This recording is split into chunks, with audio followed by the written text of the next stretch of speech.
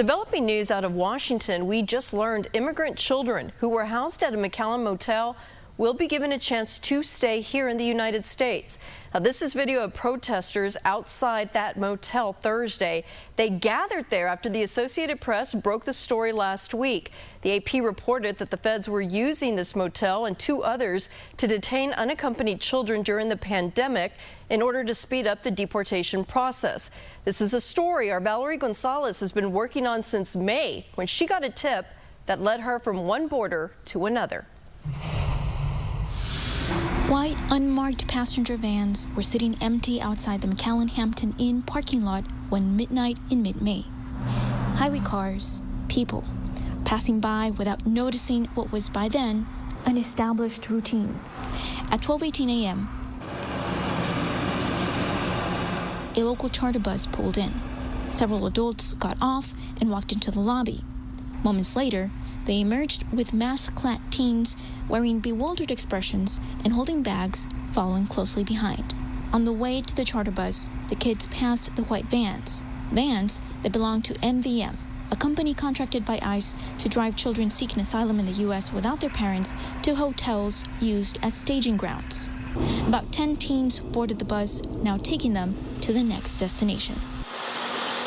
For these tired travelers, like one Guatemalan teenage girl, the journey began a long time ago. She and her mom came to the U.S. border from Ciudad Juarez before the pandemic. Through the policy known as the Migrant Protection Protocols, they were sent back to Mexico to wait for the U.S. court hearing. For unknown reasons, they missed it. An immigration judge ordered they be sent back to Guatemala. But maybe there was another way in. The teen and the mother considered that typically children who come to the U.S. alone seeking asylum will have special protections. The government places them in Office of Refugee Resettlement shelters where a sponsor can claim them and take them out. That was the plan. The teen showed up in El Paso. She was placed in a shelter. Her siblings in the U.S. were waiting to take her. A judge didn't let that happen because of the deportation orders. ICE went for the girl and did something her El Paso attorney, Akeisha Solomon, had never seen. This is my first experience having a client to be picked up by ICE and then moved to a different city, and especially to be moved to a few different cities. The teen went to McAllen, leaving behind an incomplete asylum application in El Paso. It just needed her signature. Solomon connected with a local attorney from ProBar to take the document for the teen to sign. All I knew is that she was at a hotel in McAllen. The deportation officer was not willing to tell us what hotel she was at.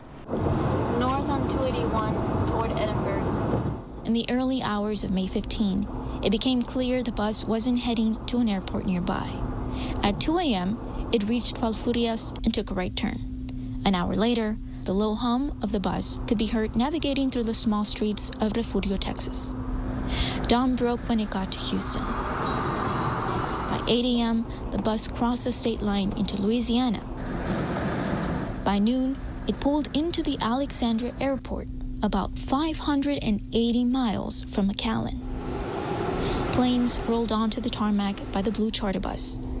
Solomon learned of the new location. She connected with another attorney to file paperwork for her client in Louisiana to keep the girl from boarding the plane. In the Fifth Circuit of Louisiana, the request for a temporary restraining order to keep her here was denied.